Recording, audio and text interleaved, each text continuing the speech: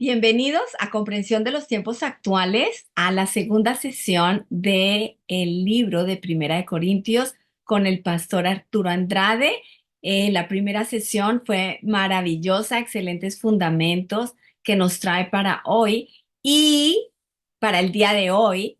Y estamos muy animados con lo que el pastor Arturo nos trae en esta segunda sesión sobre las divisiones. Entonces le voy a pedir el favor al pastor Humberto que ore por esta clase. Señor, te damos gracias por esta oportunidad que nos das.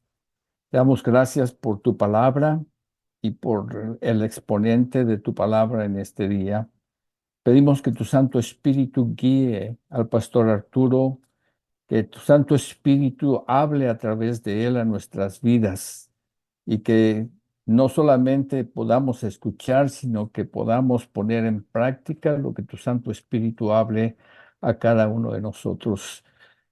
Nos encomendamos en tus manos y te damos a ti toda la gloria y toda la honra en el nombre de Jesucristo. Amén.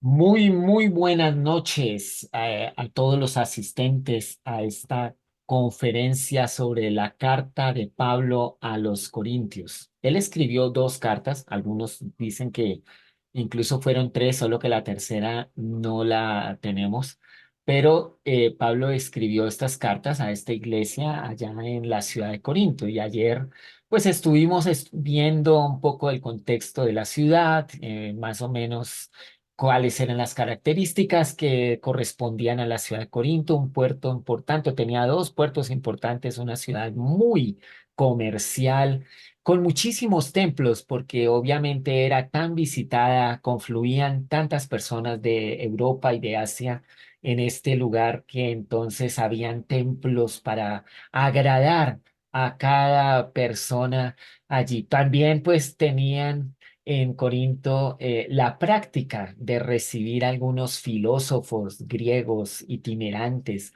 que venían de paso, se quedaban en la ciudad y hablaban acerca de estas cosas. Eso era lo que ocurría en esta ciudad. Tenían características así de cultura y también hizo que esta carta pues llegara motivada por informes de algunas personas, la familia de Cloé, una delegación de tres hermanos que estuvieron visitando a Pablo en Éfeso y una carta que le llevaron con algunas preguntas y él la responde y por eso dice en cuanto a lo que ustedes me preguntaron referente a, y así hace algunas referencias muy interesantes y de las cuales algunas de estas respuestas, o veremos las preguntas y respuestas que Pablo da.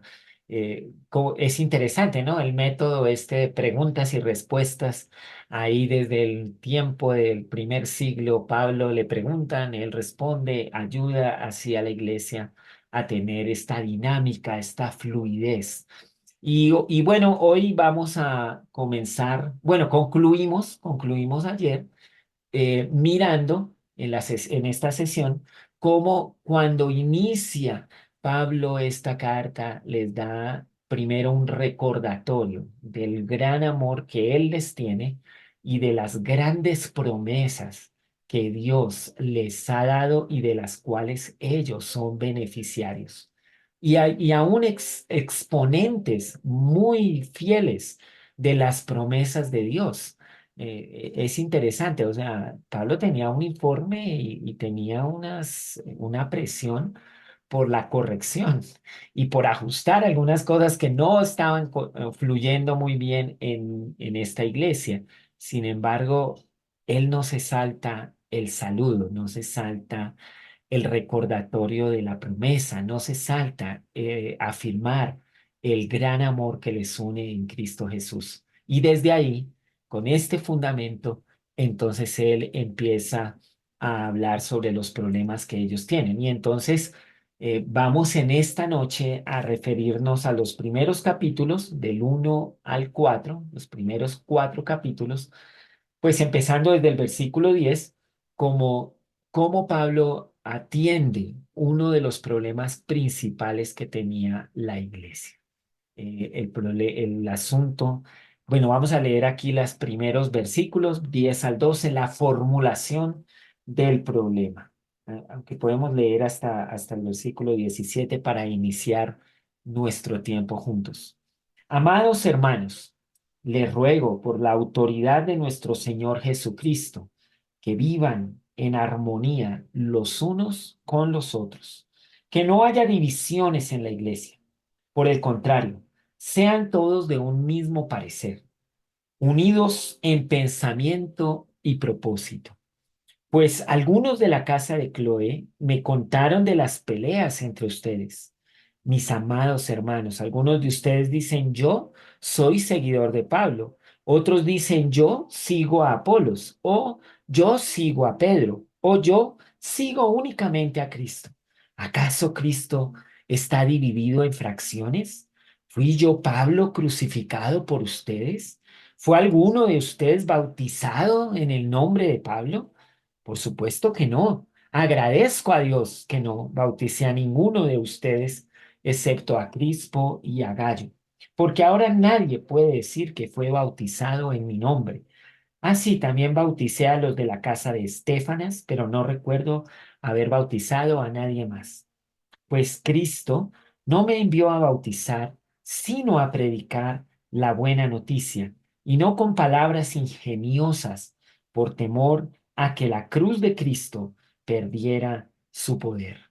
Y bueno, así con estas palabras empieza entonces el amado apóstol Pablo a formular el problema que ellos tenían, un problema de división, un problema serio. Y bueno, pero él, digamos, apela a algunas cosas claves cuando formula este problema. Por ejemplo, les dice, les ruego por la autoridad de nuestro Señor Jesucristo. En la versión Reina Valera dice, les ruego en el nombre de nuestro Señor Jesucristo. Y bueno, el nombre del Señor Jesucristo tiene una connotación muy especial, no solo en la carta de Corintios, sino a lo largo de todo el Nuevo Testamento.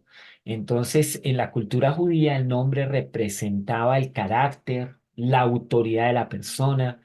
En este punto, la traducción Phillips de la Biblia en inglés captó la esencia de esta expresión y la tradujo de la siguiente manera: por todo lo que nuestro Señor Jesucristo significa para ustedes. Y la nueva traducción lo traduce por la autoridad de nuestro Señor Jesucristo. Entonces, la exhortación que comienza desde el versículo 10 a lo largo de toda la carta es bajo la autoridad del Señor Jesucristo, que es autoridad del apóstol Pablo y que es la autoridad de la iglesia en donde sea que se encuentre, en cualquier parte que se encuentre la iglesia. La autoridad suprema está en el nombre de nuestro Señor Jesucristo. Ahora, con frecuencia esta frase se refería a Jesús como Señor.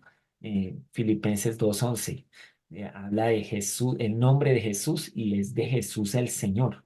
Y vamos a ver algunas consideraciones en cuanto a esto. Cuando una persona profesaba tener fe en Jesús y se bautizaba, era en el nombre de Jesús. Entonces, el bautismo en el nombre del Padre, del Hijo, del Espíritu Santo. Y cuando los discípulos preguntaban, bueno, ¿en qué bautizo fue que usted lo bautizaron? ¿En el de Juan o en el de Jesús? Es interesante que le daban autoridad al nombre de Jesús, porque Jesús dijo, hay que bautizarse en el nombre del Padre, del Hijo y del Espíritu Santo. Durante la liberación de espíritus malos, Mateo, Marcos, Lucas, Hechos, pues en el nombre de Jesús, eh, y echaban fuera a los demonios. Es en el nombre de Jesús que los demonios huyen, salen. Entonces, aquí vemos la autoridad de Jesús. Al realizarse una sanidad en Hechos, en Santiago, pues ¿en nombre de quién opera la sanidad? Pues en el nombre de Jesús opera la sanidad. Y es muy interesante esto hoy que tenemos tanta práctica ministerial, si de verdad las personas cuando están orando por un enfermo, ¿lo hacen en el nombre de Jesús? ¿O es en el nombre de qué ministerio o ministro o ungido o qué? Mira, pues debemos volver a a los principios. En el nombre de Jesús es que está todo el fundamento del ministerio. Y cuando oramos para que un enfermo sane, deberíamos hacerlo en la autoridad de nuestro Señor Jesucristo. Y debería claramente establecerse esa autoridad cuando oramos por las personas. Cuando una persona es sanada milagrosamente, entonces sabrá quién operó ese milagro en su vida, porque oramos en el nombre de Jesús, no en nuestro propio nombre. Pero bueno, son consideraciones que necesitamos hoy también asimilar en nuestras prácticas ministeriales. Y el apóstol Pablo empieza toda una exhortación a una iglesia y lo hace en el nombre de Jesús, no lo hace en su propio nombre. Él no está viniendo aquí a asumir que él es como la cabeza de esta iglesia, no es Jesús. Y por eso les dice, les ruego por la autoridad de Jesús. Y bueno, el apóstol podía rogar en varias ocasiones, pero apelaba o lo hacía bajo la autoridad de Jesucristo. Cuando se ejercía disciplina en la iglesia, en Mateo 18, era en el nombre de Jesús. Durante la predicación a los gentiles, también esto era en el nombre de Jesús, que es nombre sobre todo nombre que se nombra. Luego al orar, entonces aquí hay versículos bíblicos que cuando oraban, invocaban el nombre de Jesús en la oración. La oración pues no tendría sentido si no fuera en el nombre de Jesús. Y por eso el apóstol Pablo, cuando les habla de la resurrección a los corintios, establece claramente que la resurrección es clave en todos los aspectos de la vida cristiana porque Jesús está vivo. Y cuando tú señalas la autoridad de Jesucristo sobre tu vida y que en su nombre tú estás desarrollando las prácticas ministeriales y que al orar estás realmente refiriéndote a Jesús, pues todo eso tiene sentido porque Él está vivo. Si no hubiera resurrección, entonces pues sería una pérdida de tiempo todo lo que haríamos y todas las prácticas y todo lo que la iglesia hace no tendría sentido. Sin embargo, hay que revisar hoy también, porque podríamos entrar en una etapa de tal religiosidad que los rituales, las liturgias, los estilos, las maneras podrían llegar a tomar el lugar de Jesús y entonces podría pasarse por alto que todo lo que hacemos es en el nombre del Señor. Y pues también usted lo puede ver en citas como Hechos 26, Primera de Corintios 1:10, como la que leemos aquí, que era una manera de referirse al cristianismo en general, cuando se referían en la autoridad o en el nombre de Jesucristo. Así que sea lo que hagamos, proclamando como ministros, lo hacemos en el carácter, en el poder del nombre de Jesucristo, en la autoridad de Jesucristo. Y deberíamos reflejar ese carácter y ese poder. Entonces, esto es como un estudio al lado del nombre de Jesús, que pues es en el que viene la autoridad de esta carta. Ahora, estas divisiones en el versículo 1:10, amados, les ruego por la autoridad que vivan en armonía, que no haya divisiones en la iglesia. La palabra griega era la palabra o chismata, del griego para, para referirse a división entre partidos políticos. También se ve allá en Hechos 14.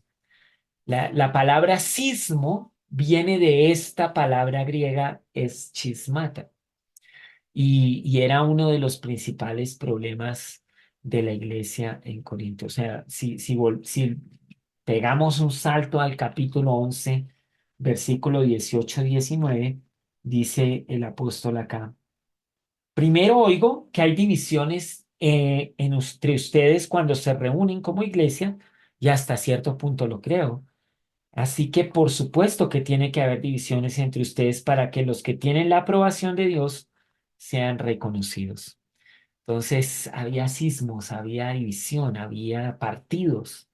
Y mira cómo el asunto se les complicaba a los corintios en este asunto de las divisiones. Ahora, estas divisiones estaban basadas, y bueno, vamos a mirar aquí unos aspectos en qué estaban basadas las divisiones, según lo que aquí vemos en todo el libro de Corintios. Así que esto es como sacado de todo el libro.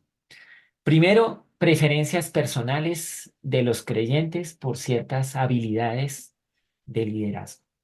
Entonces eran muy afectos a la elocuencia, les gustaba muchísimo la retórica, todo el tema argumentativo, mucha de la influencia griega en este tema de la retórica, el argumento, la elocuencia. Eso para ellos era algo que de verdad los fascinaba, o sea, les encantaba. Entonces, cuando podían encontrar a uno de los predicadores o líderes de la iglesia que tenían estas habilidades, pues ellos tenían una preferencia personal por este líder. Y bueno, uno podría decir, bueno, ¿y qué problema hay con la elocuencia, con una buena retórica, una manera de comunicar argumentativa, presentar muy bien los principios de Dios? ¿Cuál sería el asunto? Bueno, que realmente ellos se dividían en cuanto a estas preferencias. O sea, ellos decían, no, a mí que me predique tal, porque cuando predica tal otro, ahí no me gusta. Y bueno, interesante, ¿no? Que primer siglo, iglesia en formación, muy empezando todo el tema de la iglesia, y ya las divisiones se causaban por preferencias personales de los creyentes en cuanto a las habilidades de sus líderes. Y bueno, hoy en el día algunas tienen preferencias no solo por la retórica, la elocuencia, lo que sea, por otras cosas. Y pues que prefieren a un líder por encima de otro por esto. Sin embargo, con el auge o el avance de la comunicación, de las redes sociales y todo esto, uno puede escuchar a los creyentes en este plan. O sea, yo prefiero a fulanito que sale en tal programa que al otro. Yo prefiero el podcast de tal y no, imaginen, y su pastor que no hace ni podcast, ni videos, ni reels, ni nada, entonces ya no lo prefieren. Bueno, yo no sé, eso será para que cada uno se examine, pero esto causaba divisiones y esto no le agradaba a Dios.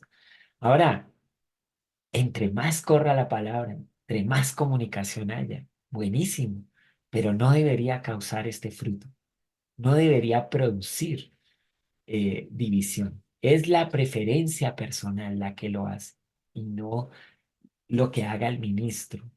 Y por eso necesitamos tener cuidado de cómo nuestras preferencias personales y luego en grupitos haciendo preferencias personales comienzan a tener este impacto. Dos, estas divisiones eran causadas también por celos y envidias de los creyentes por ciertos dones espirituales. Ay, ¿cómo así? ¿Había celos y envidias en la iglesia por causa de los dones espirituales? Pues, ¿cómo le parece que sí? ¿Y sabe qué? No se quedó eso en el primer siglo. Parece que este tema de los celos y la envidia como una característica de la naturaleza caída del ser humano todavía aparece en la iglesia. Y entonces no solo, digamos, tiene celos de otro creyente o envidia de otro creyente. Imagínese dónde se exhiben los dones espirituales hoy.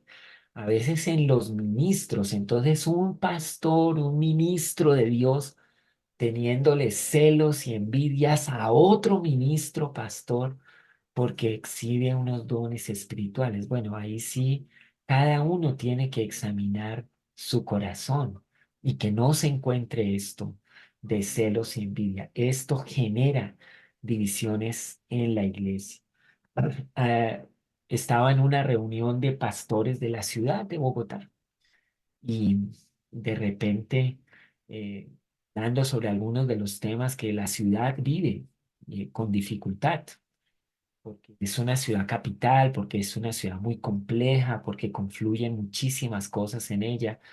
Y entonces se hace un esfuerzo porque la iglesia, por lo menos su liderazgo, esté al tanto de muchas cosas que pasan para ponernos de acuerdo, por lo menos para orar juntos.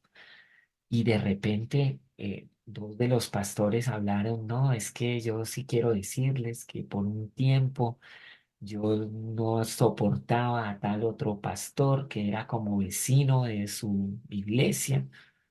Y bueno, ahí comentan los asuntos que tenían y de los cuales al final se arreglaron. Pero eso es una realidad hoy. O sea, el liderazgo de la iglesia está peleando, está en contienda, está en envidias. eh, una misma ciudad, en una misma localidad. Y a veces, imagínense, ni siquiera podemos juntarnos para orar por causa de estas heridas que se han causado en los ministros de una ciudad o de una nación o de una denominación. Bueno, es una realidad. O sea, esto que pasaba aquí en Corinto, en esta iglesia amada por Dios, es una realidad también hoy en la iglesia, porque los humanos siguen siendo los mismos que tienden al descuido de su carácter y esto se vuelve celos, envidia y justamente por los dones espirituales. ¿Cómo ministra? ¿Cómo hace las cosas? ¿Cómo exhibe el poder de Dios? Y hay crítica, hay juicio, hay toda esta clase de fruto por esto. Y obviamente, imaginen, Dios hace esto como quiere. O sea, Él distribuye los dones como Él quiere. Entonces, en cierta manera, estás como también diciéndole a Dios que por qué a ese sí le dan y a Él no. Y bueno, es una queja, una Dios.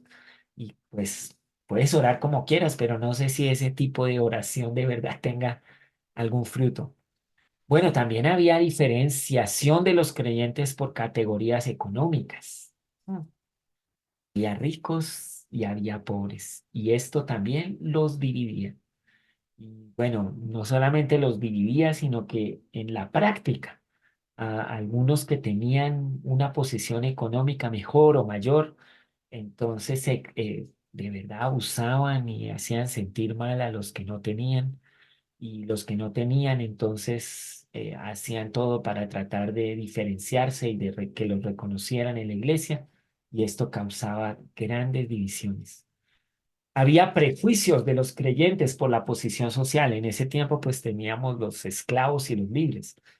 Y obviamente a la iglesia llegaban todos, pero aún dentro de la iglesia, la diferenciación y el prejuicio se mantenían.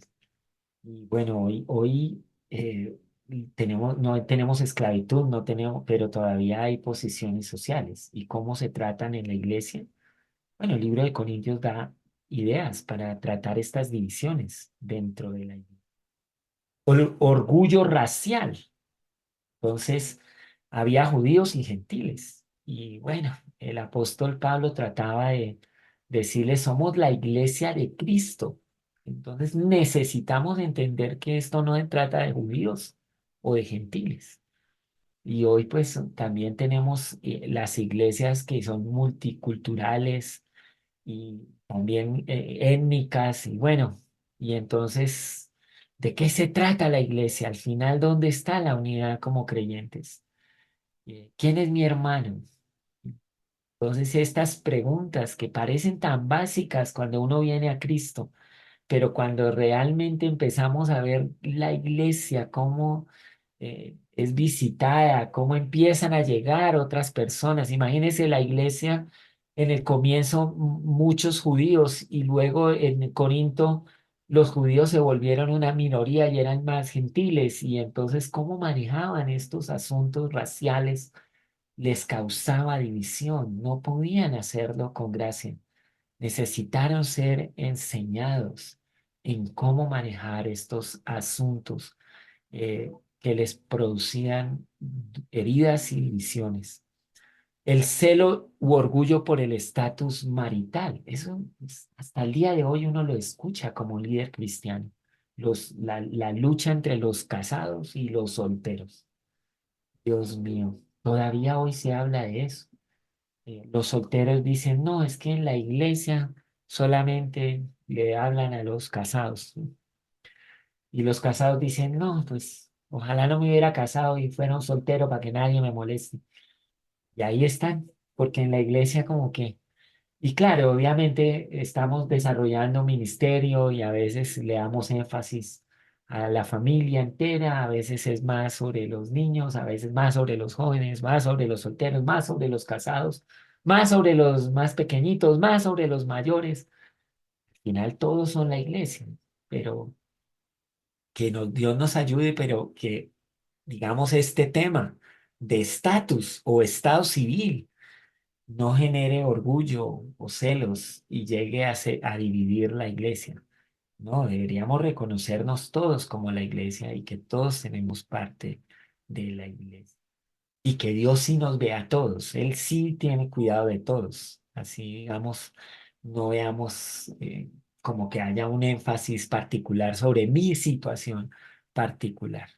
Y bueno, el orgullo de los creyentes en Corinto por las proezas intelectuales, allá tenían una influencia griega muy fuerte, entonces quienes habían estudiado más, quienes podían reconocer el pensamiento griego, ellos se enorgullecían de eso y desestimaban a los que no habían estudiado, a los que no tenían tanta educación, a los que no podían manejar los asuntos de los griegos y esto.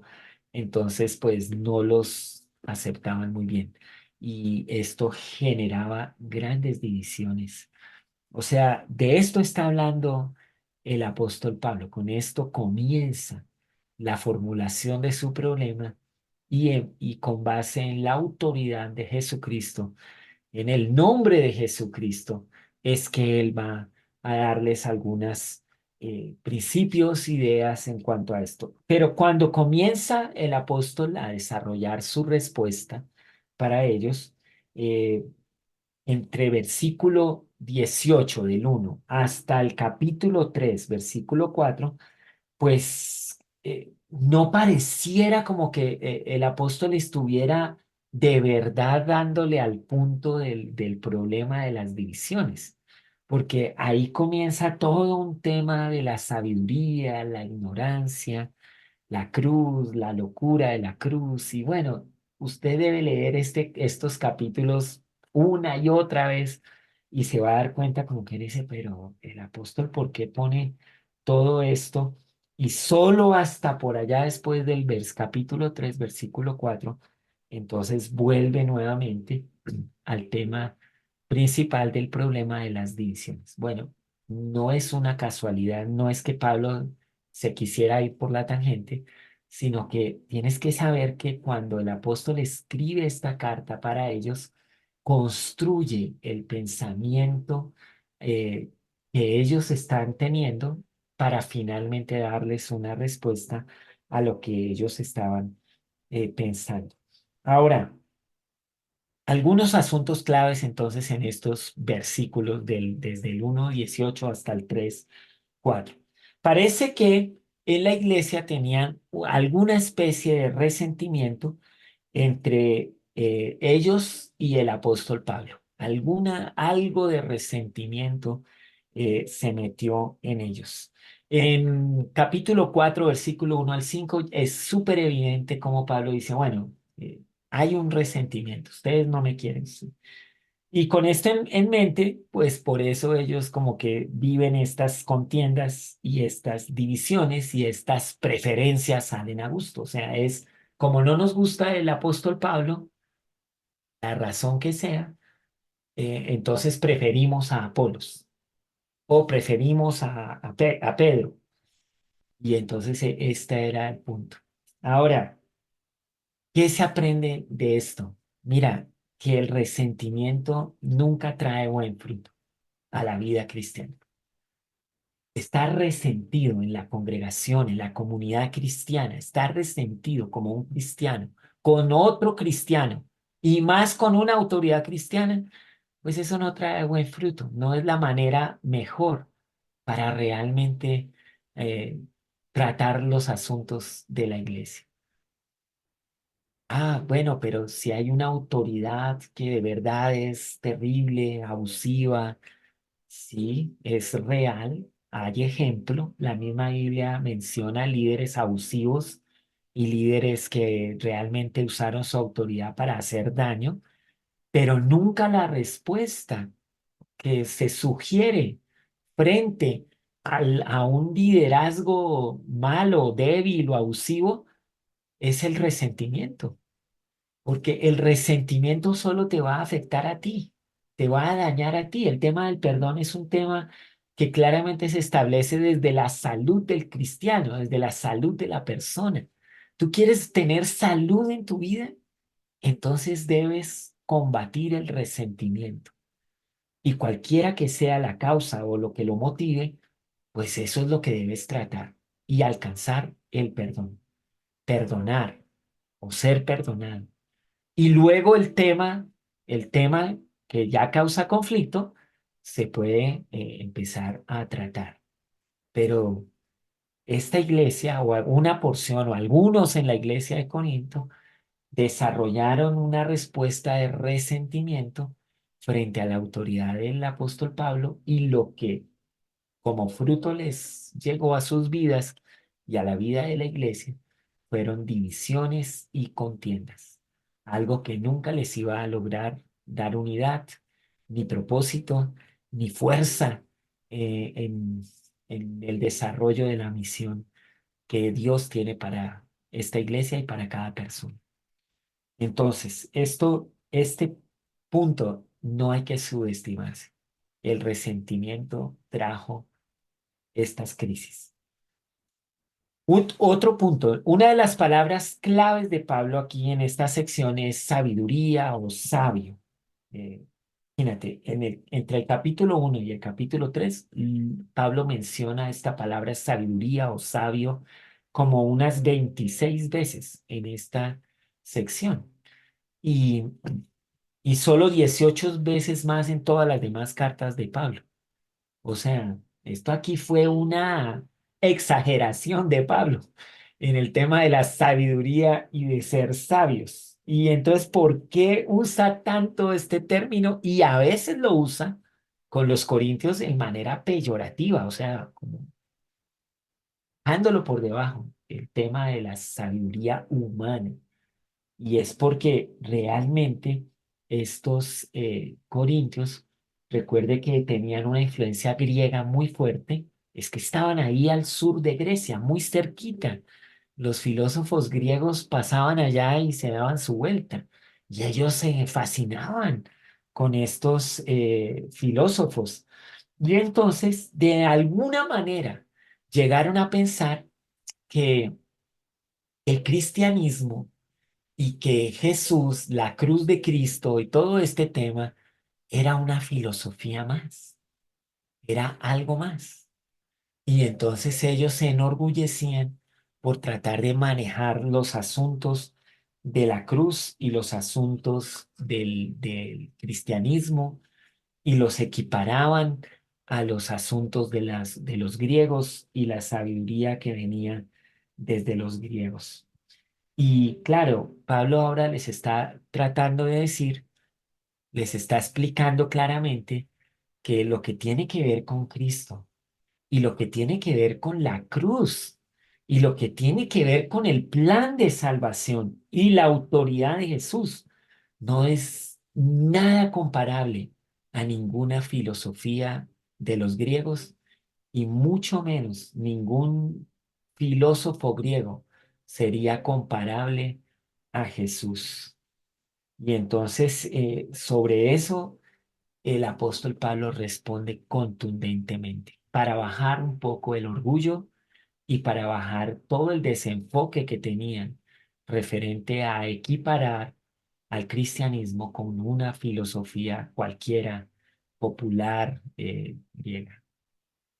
Claro, en la filosofía griega y en todos los temas de la sabiduría de los griegos, pues entonces podría haber orgullo, podría alguien saber más, podría alguien manejar mejor los términos, pero en Cristo no tienes orgullo, no tienes de qué enorgullecerte por ti mismo, porque la cruz de Cristo está justamente revelando que como ser humano soy pecador, he fracasado, he perdido, no tengo de qué enorgullecerme, soy necesitado y que solamente la cruz donde murió Jesús es la promesa, eh, este justo muriendo allá, trayéndome a mi justicia, trayéndome a mi perdón, trayéndome a mi salvación.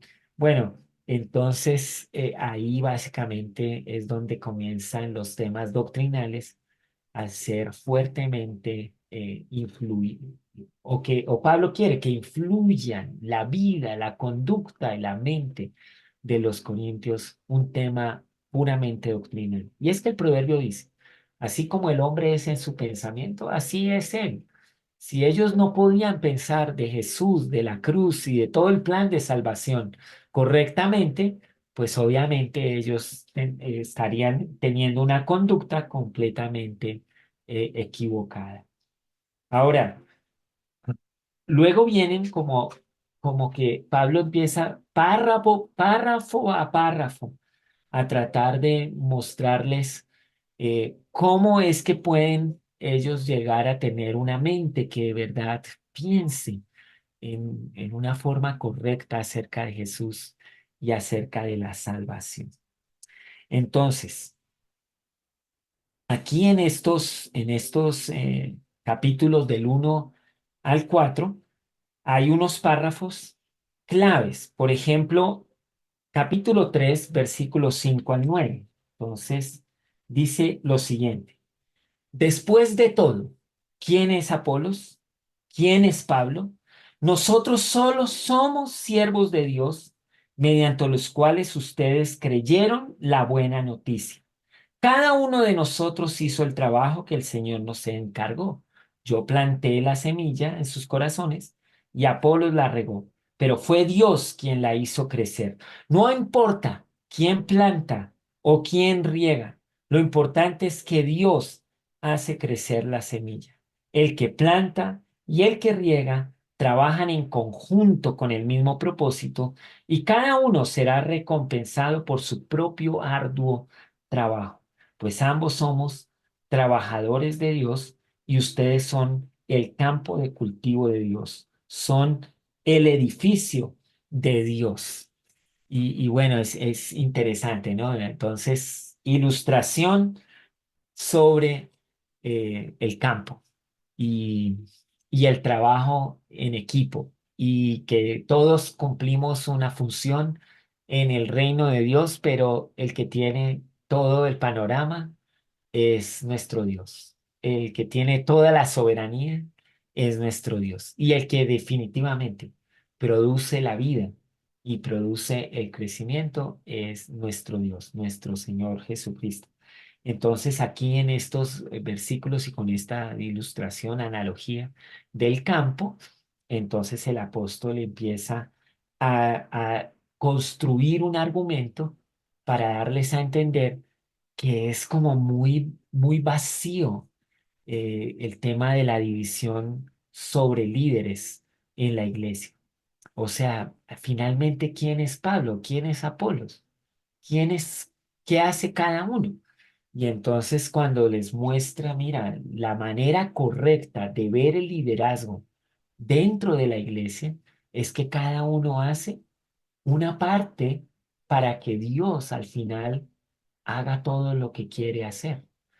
Bueno, aquí es increíble. Dios quiere hacer con su iglesia, cumplir el propósito con su iglesia pero a través de personas dentro de la iglesia. O sea, Dios va a usar el liderazgo de la iglesia para desarrollar el propósito, el carácter y la vida cristiana dentro de la iglesia. Entonces, qué hace un líder cristiano? Puede ser que sembró la palabra y otro la regó y otro cuidó, pero al final el crecimiento, el discipulado, el carácter que se exhibe como cristiano, la vida que está ocurriendo, pues esa la produce Dios, esa la produce Dios. Sin embargo, mira, tan sencillo como esa metáfora o analogía, tan sencillo como esa ilustración de las plantas que unos las siembran, otras las cosechan, las recogen, las cuidan. Bueno, todo eso, pero al final, pues el que da el crecimiento es Dios. Una palabra que debe ser proclamada, predicada hoy en día en la iglesia cristiana. O sea, no es un líder el que hace todo en la iglesia cristiana, es Dios el que hace todo en la iglesia cristiana a través del liderazgo que hay allá. Y por eso toda la iglesia debe tomar su lugar en la comunidad. Dios quiere que todos realmente eh, se muevan en su voluntad, exhiban el poder que Dios puede tener, pero todos, y todos cumplen, toda la comunidad cristiana cumple un propósito de Dios. Dios es el que tiene soberanía, señorío y propósito. Gobierna la vida y gobierna la iglesia. Y bueno, no sé si usted notó en la lectura de estos versículos que dice Pablo, ambos son trabajadores de Dios y ustedes son el campo de cultivo de Dios, son el edificio de Dios. Y entonces uno dice, venga, pero está hablando del campo, está hablando del... ¿Y ahora cómo así que son el edificio de Dios? De una vez mete otra imagen aquí en la gran Acrópolis que tenían allá en Corinto. Una ciudad con edificios impresionantes, una ciudad bien construida. Y desde esa imagen, o sea, desde la imagen del campo, ahora los lleva al edificio. Por la gracia que Dios me dio, yo eché los cimientos como un experto en construcción. Ahora otros edifican encima, pero cualquiera que edifique sobre este fundamento tiene que tener mucho cuidado, pues nadie puede poner un fundamento distinto del que ya tenemos, que es Jesucristo. El que edifique sobre este fundamento podrá usar una variedad de materiales, oro, plata, joyas, madera, heno, hojarasca, pero el día del juicio, el fuego revelará la clase de obra que cada constructor ha hecho. El fuego mostrará si la obra de alguien tiene algún valor. Si la obra permanece, ese constructor recibirá una recompensa. Pero si la obra se consume, el constructor sufrirá una gran pérdida. El constructor se salvará, pero como quien apenas se escapa a atravesar un muro en llamas. ¿No se dan cuenta de que todos ustedes juntos son el templo de Dios y que el Espíritu de Dios vive en ustedes?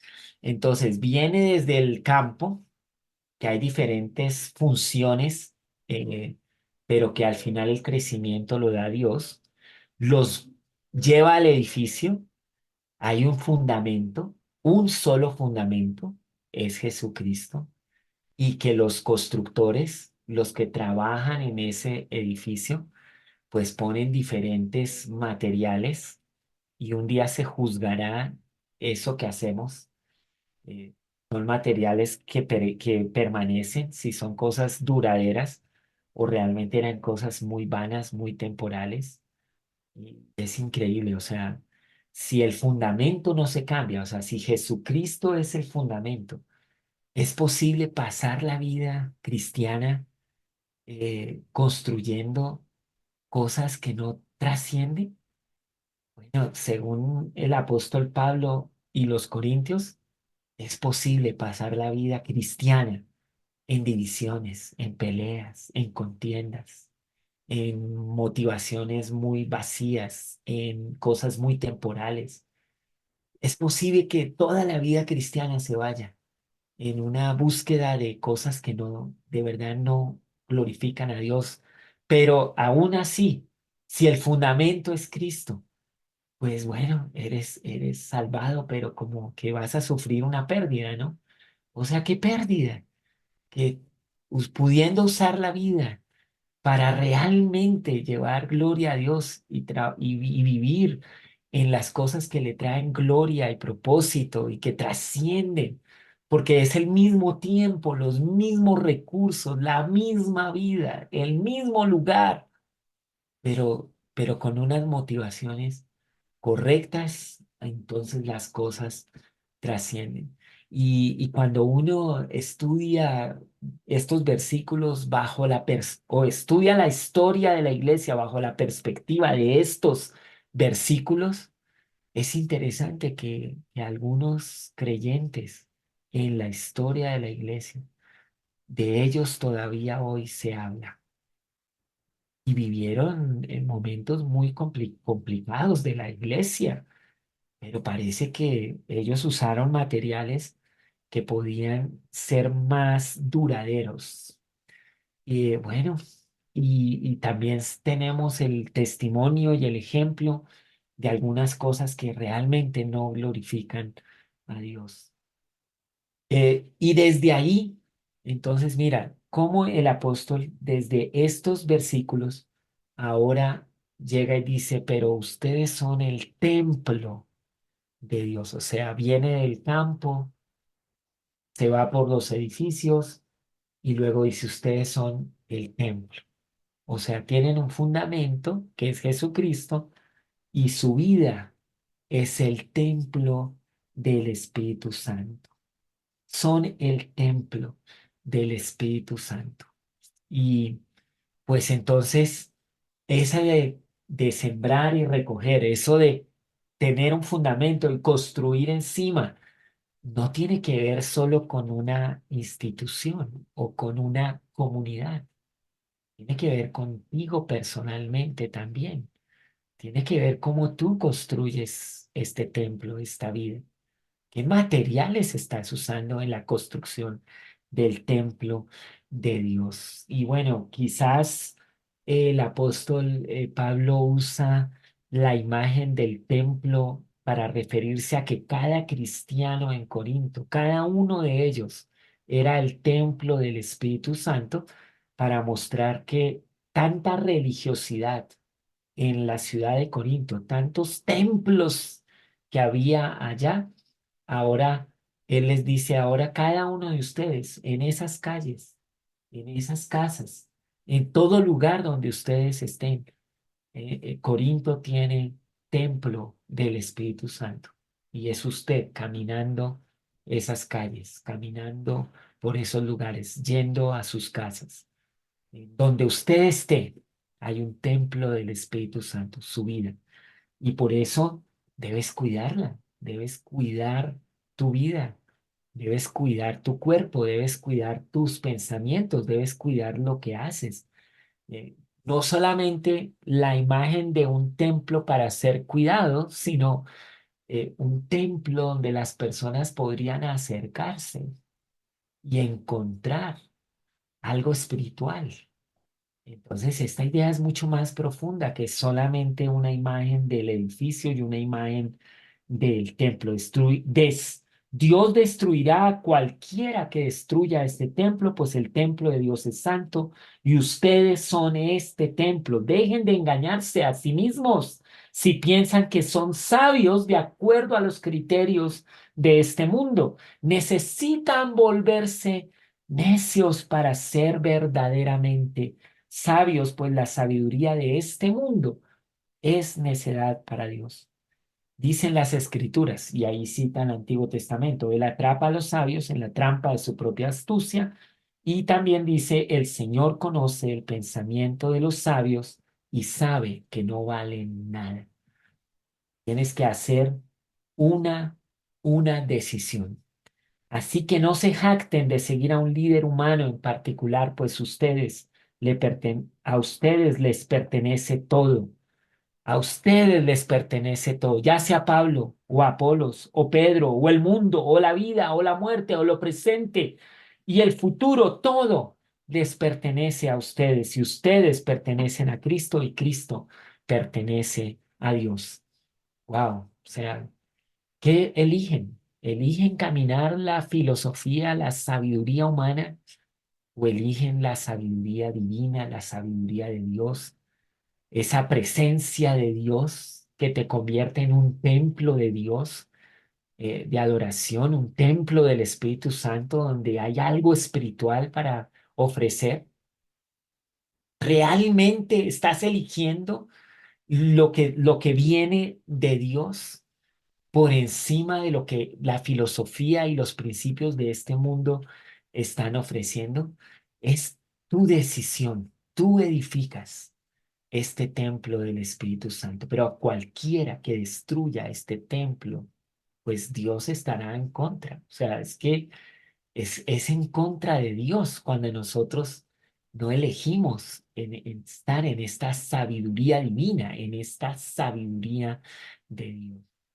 Es tu decisión. Entonces, desde las divisiones, mira eso, que tenían todo un fundamento en orgullo, en celos, en contiendas, en sabiduría, todas estas divisiones que venían producto de las comparaciones en estatus, en raza, en estado civil, en posición económica. O sea, todas las comparaciones que ellos se hacían entre ellos mismos y que les causaba división, toda la fascinación por la sabiduría de este mundo y las preferencias personales sobre las habilidades de sus líderes, pues el apóstol les responde diciéndoles, mira, la sabiduría de este mundo es vacía para lo espiritual, para el cielo, para conectarse con Dios. Esta sabiduría filosófica, esta percepción de cómo es el humano y cómo las comparaciones, pues no van a ayudarte en la vida cristiana. Es desde la cruz, que es una locura para el mundo, es desde la promesa que viene escrita en el Antiguo Testamento como una profecía que se vuelve realidad. Es desde la presencia del Espíritu Santo en la vida de cada uno, desde donde realmente agradamos a Dios, construimos una relación con Dios y en ese sentido, pues tenemos todo lo que Dios nos ha dado y esto nos produce una unidad sin igual. Entonces, así resuelve el apóstol este tema de digamos, de las divisiones que ellos tienen, que eran resultado de estas cosas. Ahora, el terminando, digamos, el capítulo 4, o sea, cuando ya va llegando al final de este capítulo, hay que hacer notar algunas cosas para cuando usted lea todo Corintios y cuando lea la Biblia, pero en este caso es así. La exégesis de este libro está implícita en los mismos versículos y párrafos que estamos leyendo. O sea, ni siquiera se necesitan otras ayudas para entender lo que estaba pasando. O sea, la sabiduría de los griegos, las divisiones, el tema de los pleitos que tenían y los celos, toda la exégesis de estos capítulos está ahí mismo. Cuando usted lee el libro de Corintios o cuando lee la Biblia, pues trate de ver si la exégesis, que es todos los contextos geográficos, históricos, culturales, se encuentran en el mismo texto. Y yo le invito a que usted lea Corintios con esta perspectiva. O sea, cuando lo lea, trate de sacar en su libreta de notas esos contextos. Y especialmente en los primeros 4 capítulos, ahí está implícita toda la exégesis. El texto es claramente argumentativo. O sea, el apóstol Pablo usa todas las herramientas argumentativas, o sea, desde él usa lo peyorativo, él usa las metáforas, él usa los contrastes, las contraposiciones, todo para argumentar en favor de Dios y de la promesa en Jesucristo, que debería traerles unidad y no división. Entonces usted ve aquí en estos 4 capítulos una argumentación clara, precisa del apóstol sobre todo este tema. Y esto hace perfectamente comprensible pues este texto. Eh, digamos, muy, muy comprensible lo que está diciendo el apóstol Pablo acá. Ahora, ¿cómo concluye el apóstol digamos, este tema de las divisiones? Bueno, capítulo 4 los finales versículos del capítulo 4 es donde vienen estas cosas. Versículo 14 dice, no les escribo estas cosas para avergonzarlos, sino para advertirles, como mis amados hijos. Pues aunque tuvieran 1000 maestros que les enseñaran acerca de Cristo, tienen un solo Padre espiritual, pues me convertí en su Padre en Cristo Jesús cuando les prediqué la buena noticia. Así que les ruego que me imiten. Ahora, mira este punto. Él les hace toda la exposición de sus divisiones y luego les dice, esta exhortación, esta advertencia es para cuidarlos a ustedes, no para avergonzarlos. Y bueno, ¿cuánta falta hace entender este asunto en nuestra vida como creyentes y como líderes y como personas con influencia, como padres, como mamás, como abuelos? Porque en la relación humana siempre hay la oportunidad de ser corregido, de tener ajuste, de ser castigado a veces por las cosas que estamos haciendo mal. Nos corrigen, nos castigan, hay consecuencia. ¿Y cómo haces eso tú? ¿Cómo cuando tú tienes que corregir a alguien? Entonces eres un jefe y debes corregir a un empleado, eres un padre y debes corregir a tu hijo, eres un líder en la iglesia y debes corregir a otro creyente. Bueno, qué principios podemos usar para hacer esto? Entonces Pablo dice, no les escribo esto para avergonzarlos, sino para exhortarlos, para advertirles. ¿Y cuál es entonces la diferencia? Porque pues que la vergüenza está produciendo el fruto que produce la vergüenza en las personas es la culpa. Y la culpa y la vergüenza oprimen al ser humano, eh, interrumpe la relación y no va, digamos, esta relación que se establece bajo la culpa o la vergüenza, no va a traer un fruto de unidad ni de crecimiento en la relación humana. Entonces, imagínense, si un padre o madre corrige a sus hijos y les causa es vergüenza o culpa, pues la relación entre padres e hijos va a ser una relación que no produce un fruto ni de unidad ni de crecimiento.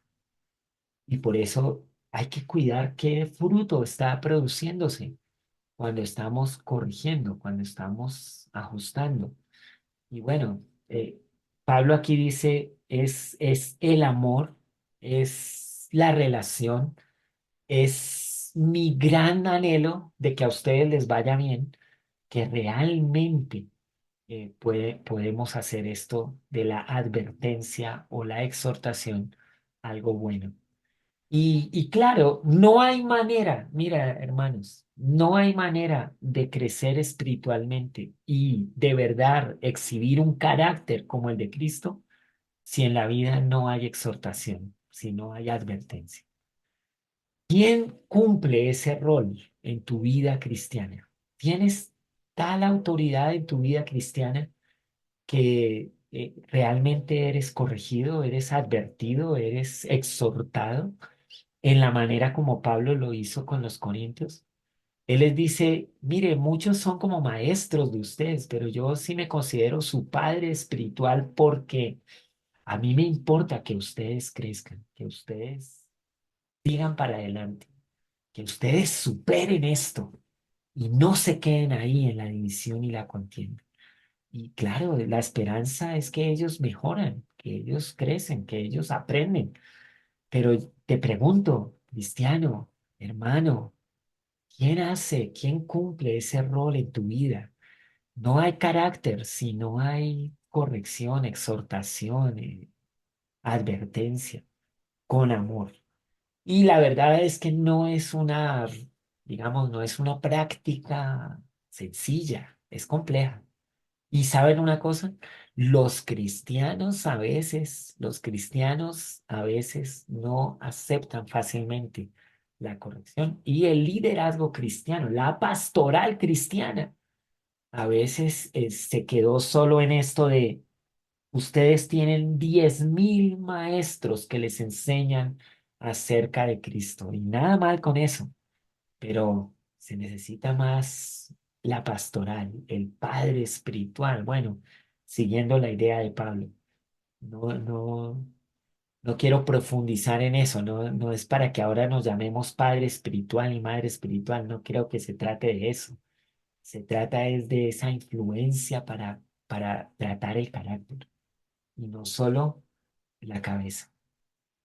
Pero ahí sí que Dios nos ayude, que se metan más iglesias en las que realmente haya una claridad en el desarrollo del carácter más que solo en el desarrollo de la cabeza.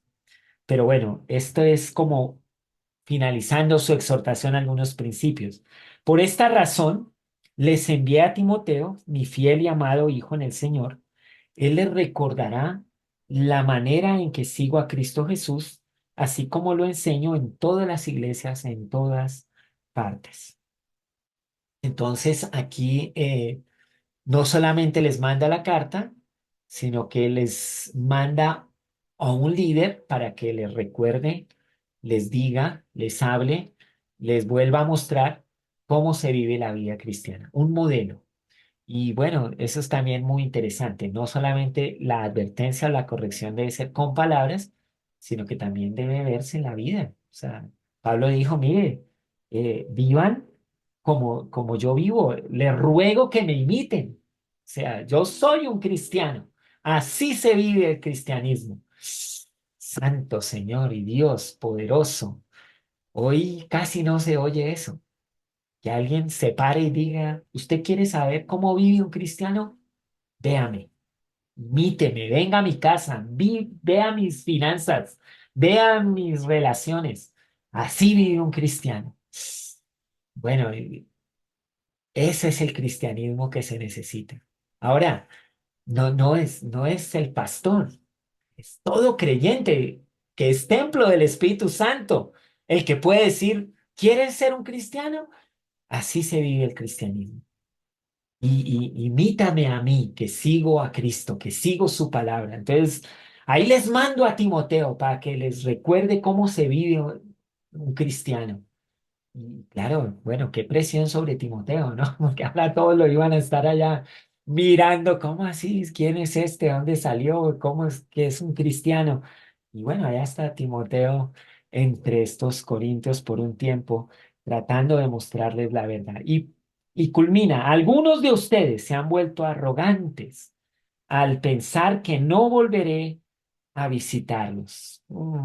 Por eso como que tenían sus conflictos con Pablo. Ay, es que no nos visita, quiere más a otros que a nosotros, ya no sé, tantas cosas. Es que parece que la iglesia de Corintio estuviera como por acá en alguna de nuestras ciudades. Es increíble. Es la vida de una iglesia de hoy. Ay, no, el pastor no nos visita, se fue, no viene. Y se volvieron arrogantes con ese pensamiento, pero iré y pronto, si el Señor me lo permite. Y entonces comprobaré si esos arrogantes solo dan discursos pretenciosos o de verdad tienen el poder de Dios. Pues el reino de Dios no consiste en las muchas palabras, sino en vivir por el poder de Dios. ¿Qué prefieren? ¿Que llegue con una vara para castigarlos o que vaya con amor y un espíritu amable? Ay, ¿qué tal si uno de papá le dice así al hijo? ¿Qué prefieres? ¿Que vaya con una vara para castigarte o con amor y espíritu amable? Claro que ellos dijeron, pues, la amabilidad y el amor, pero estamos sintiendo la exhortación. Se necesitan ambas cosas. Esto no es una sobre la otra. Es que hay que corregir, hay que exhortar, pero también hay que exhibir amabilidad. Y el amor tiene una manera de verse. O sea, uno no puede decir que ama y nadie lo ve, no, se ve. Pablo lo mostró. Toma el tiempo, hace una carta, escribe lo que está en su corazón, les argumenta, los ayuda desde su posición, pero él les está corrigiendo, les está exhortando, es vara, pero también amor, amabilidad. Y claro, frente a la arrogancia de la filosofía, del cristianismo académico, pues el poder para vivir el cristianismo. Y mira, no los dones de poder, o sea, Pablo no está diciendo aquí, voy a ver si tienen el poder de Dios porque quería ver que hicieran milagros o que hubiera cosas sobrenaturales. Mira, esta es una confusión hoy. Algunas personas piensan, no, este tiene el poder porque exhibe los dones espirituales de poder. Hay sanidad. No, no, no, no, no. No te vayas a equivocar acá. La operación de los dones espirituales es el puro resultado del Espíritu Santo. Y el servicio, la generosidad, el amor de Dios, cuando un don espiritual se opera, no está hablando del carácter de la persona que está operando en ese don. El carácter es otra cosa. El poder de Dios en el carácter es lo que está hablando el apóstol Pablo aquí.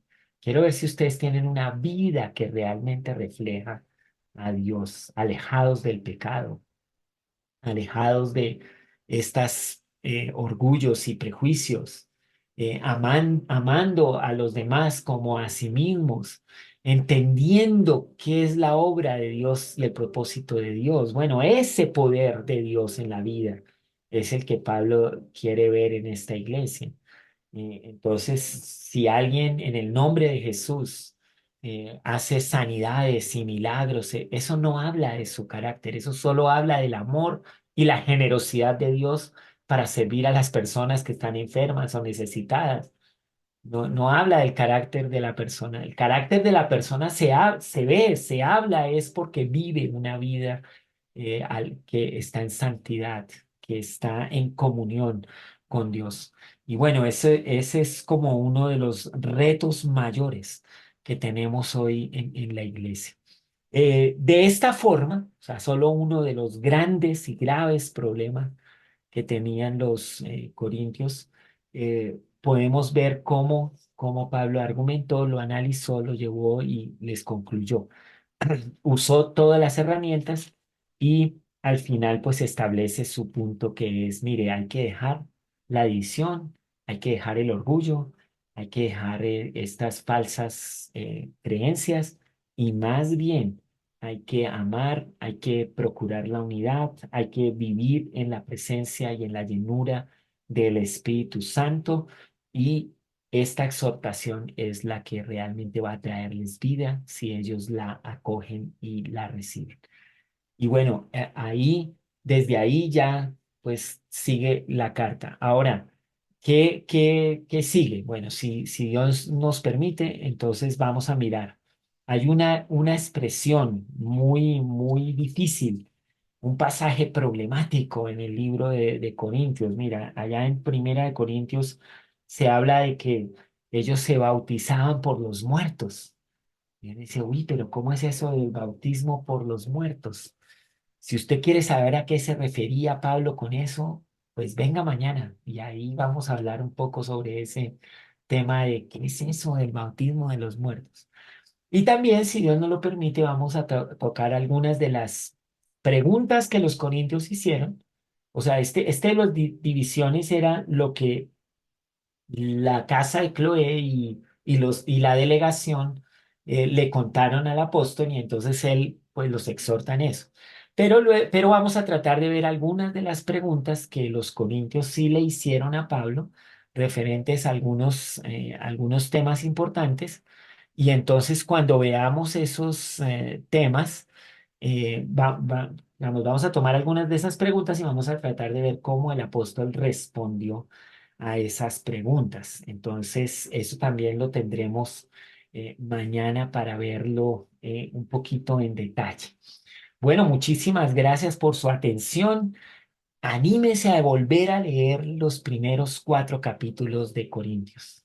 Siéntese más tardecito, mañana en la mañana, y hágale una lectura a esos 4 capítulos seguidos bajo la luz, bajo la perspectiva de lo que hoy hemos conversado y verá que su lectura bíblica tendrá, o sea, será enriquecida con lo que conversamos hoy. Que el Señor les bendiga y muchas gracias por su atención. Muy bueno, Pastor Arturo, muchísimas gracias. Realmente yo aquí tengo una pregunta y voy a invitar al Pastor Pablo y al Pastor Humberto también a hablar sobre esto. Vivimos en tiempos donde todo lo que tiene que ver con autoridad y la verdad y y amonestación y corrección y disciplina, eso está mal visto. Entonces, ¿cómo hacer la iglesia? Este libro es parte de la Biblia y es la voluntad de Dios para la iglesia. Y traes este tema de la exhortación, la corrección, la amonestación y es clave para vivir de acuerdo a la voluntad de Dios en comunidad. Pero la sociedad definitivamente ha permeado la iglesia en muchas formas y la familia, los padres mismos a veces no se atreven a corregir a sus hijos porque, porque ya están atemorizados seguramente a muchas cosas que la sociedad exige. Entonces, ¿qué respuesta tienen a esto? Pero sí, yo creo que el aspecto importante en todo esto es la unidad. Y es la unidad no solamente entre nosotros, pues en la unidad con Cristo, la unidad en el Espíritu, tanto nosotros como ya sea la familia o los hermanos de la iglesia, los hermanos en Cristo, eh, porque es Cristo y el Espíritu quienes traen la unidad entre nosotros. Yo no puedo fabricar, yo no puedo crear una unidad genuina, real, este, solamente por mis palabras o por mis hechos. Ah, Tiene que ser Dios quien ha creado esto y nosotros simplemente nos alineamos a, a Dios, alineamos a su palabra, nos alineamos a su espíritu y eso es lo que trae la unidad. En el libro de los Hechos lo vemos muy claro cuando habla y dice que estaban todos unánimes en la doctrina, en la comunión, en el partimiento de pan. Y era una vida en la que Jesús tenía la supremacía en sus propias vidas y el Espíritu Santo los guiaba y era lo que mantenía a la iglesia en ese tiempo. Cuando se comienza a perder la unidad, entonces comenzamos en el libro de los Hechos, comenzamos a ver que surgen los problemas. Eh, el capítulo 4 habla de que tenían una unidad y tenían todas las cosas en común, pero ya después en el capítulo 5 vemos, y vemos el aspecto de compartir. Y en capítulo 5 comenzamos a ver ya un deterioro en la iglesia con el ejemplo de Ananías y Zafira. Y luego en el Hechos capítulo 6 comienzan la contienda por la falta de atención a las viudas de gentiles y eso. Entonces, en los primeros años o el primer año de todo esto había una unidad muy estrecha y perfecta porque estaba basada en Dios, estaba basada en el Espíritu. Pero como es eh, costumbre de todo ser humano, comenzamos nosotros a, a diluir las cosas y ya pensar más en nosotros mismos que en la voluntad de Dios. Ese es simplemente un pensamiento o lo que yo creo. Bueno, yo, en la pregunta que haces, pues ese no es un tema solo de la iglesia, es de la sociedad en general.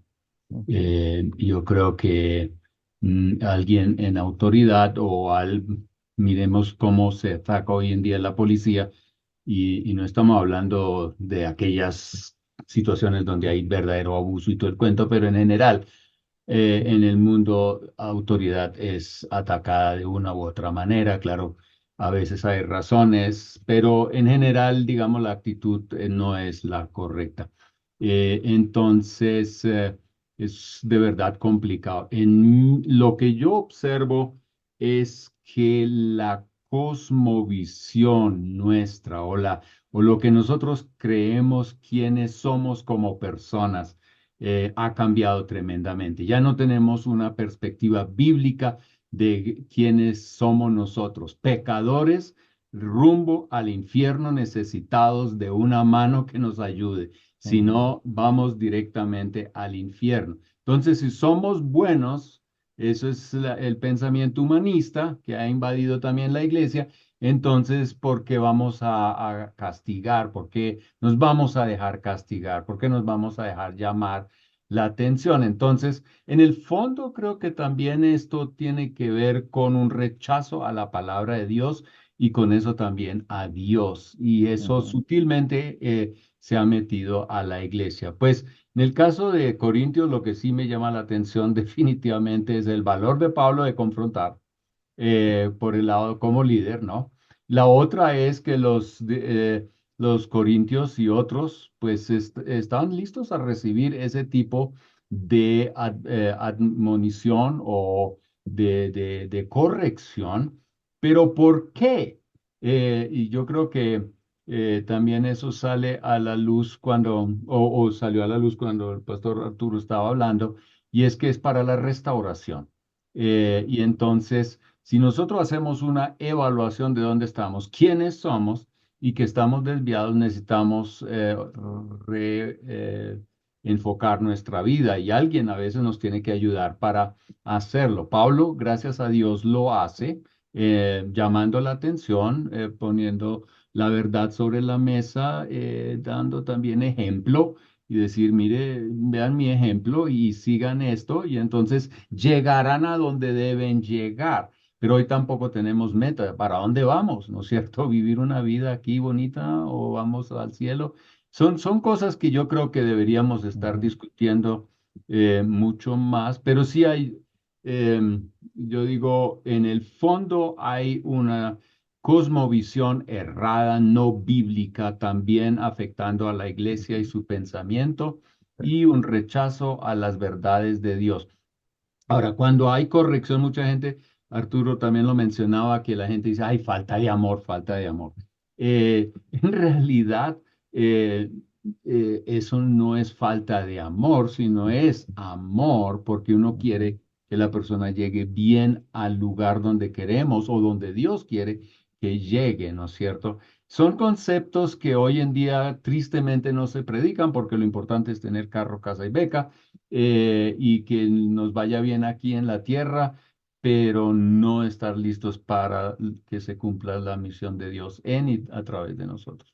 Bien, y esa es de las partes más impresionantes. La Biblia habla claramente que la única manera en que el carácter se desarrolla es cuando realmente hay un trabajo de exhortación, advertencia, amonestación, corrección, porque produce un buen carácter, produce un buen fruto.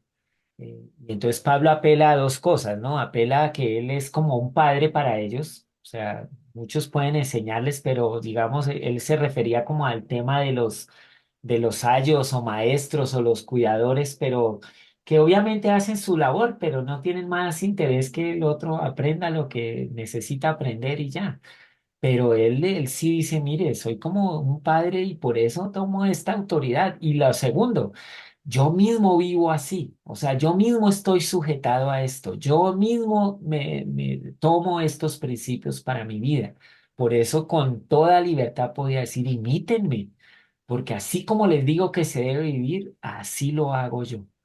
Y eso es lo que hoy necesitamos claramente ver en el liderazgo cristiano y en la vida de cada creyente. O sea, es que esto no es solo para el líder, pastor, etcétera. No, cada cristiano debería poder decir, tengo tanto amor por otros que les voy a exhortar, a corregir, a ayudar y les voy a decir, mire, así se vive, yo lo vivo.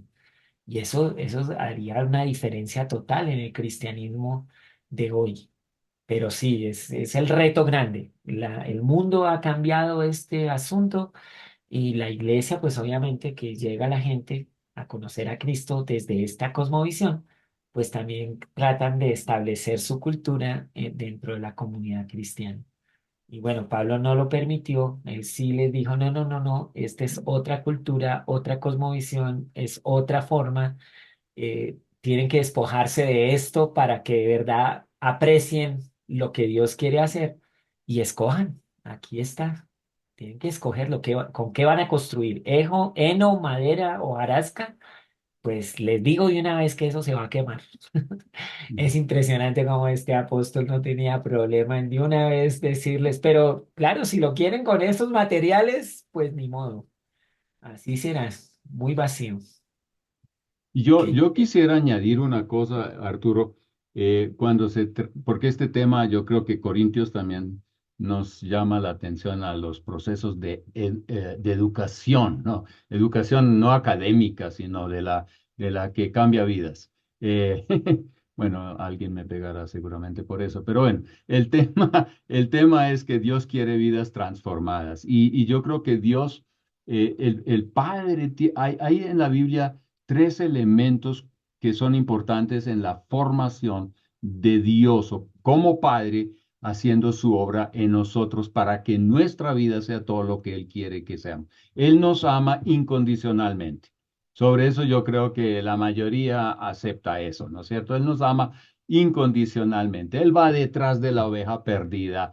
Él recibe al hijo pródigo oliendo a cerdo, ¿no es cierto? Él perdona, Él es Dios, envía a su Hijo para morir por nosotros. ¿Qué más amor? Pero por el otro lado, entendiendo que nosotros somos pecadores necesitados de un redentor, Él sabe que necesitamos reglas. Esas reglas Él nos las da en su palabra. Y esas no son cosas que nosotros tenemos que inventar, ni podemos cambiar ni adaptar. Eso es lo que está pasando hoy en todo el mundo. Adaptamos las reglas, ahora puede hacer cada quien lo que se le da la gana y lo legalizamos. Esto trae destrucción. ¿Por qué? Porque estamos basando todo esto sobre una cosmovisión humanista, no bíblica. Pero Dios nos da las reglas. Él dice, este es el marco, aquí muévate libre y vivirás. Nosotros no, eso no lo queremos, hacemos lo que se nos da la gana. Ok, vamos a comer del fruto y lo que vamos a recibir es peor que la corrección. De hecho, la corrección es para vida, la violación de las reglas es para muerte. Y la tercera cosa es la corrección o la disciplina. Pero otra vez, si no fuéramos sus hijos, entonces Él no nos disciplina, pero porque nos ama, nos disciplina. Y aquí Pablo está haciendo eso por amor a esa iglesia, no porque Él quería el dinero de ellos, no porque él quería, como se dice, los números en Corinto, sino porque Él quería ver una vida transformada. Y por eso yo digo, aquí Pablo está actuando tremendamente bien y gracias a los corintios están aceptando eso y bueno, ese es un proceso de vida. Lo otro es un proceso de muerte. Solo para tratar de responder a Inés y no, su pregunta, porque yo creo me, que Esa pregunta es muy buena. Muy relevante y qué conclusión tan buenísima. Y sí, unos corintios que preguntaron, una familia que estaba preocupada, una delegación que se desplaza hasta Éfeso para decir, mira, ¿es esto de verdad? Lo que está pasando es de verdad lo que es el cristianismo. Y entonces Pablo dice, no, no, no, espere, tenemos que responder a este asunto. Ellos invitaron esta corrección. Hubo valentía del apóstol, pero también había un fundamento, digamos, de relación que permitía esto. No, porque también es importante decir, el ser humano hoy en la iglesia a veces trata de vivir un cristianismo aislado, solitario, que no se metan con él, que él no se mete con nadie. Bueno, ese no era el cristianismo de Pablo y los corintios. O sea, era dura la carta, pero ellos tenían una relación. Y era, unos lo querían mucho, otros no lo querían, pero algo había, no eran indiferentes, no eran solitarios, no eran cristianismo sin comunidad. Y eso también es importante para tener en cuenta, porque hoy también estamos tratando de ver cristianos que dicen, no, pues yo sí voy, me gusta todo, pero no se metan conmigo. Bueno, ¿qué cristianismo es ese? Realmente eso no es la Biblia, no es lo que uno ve en Corinto a pesar de todos los problemas que tenían. Ahí están súper integrados todos.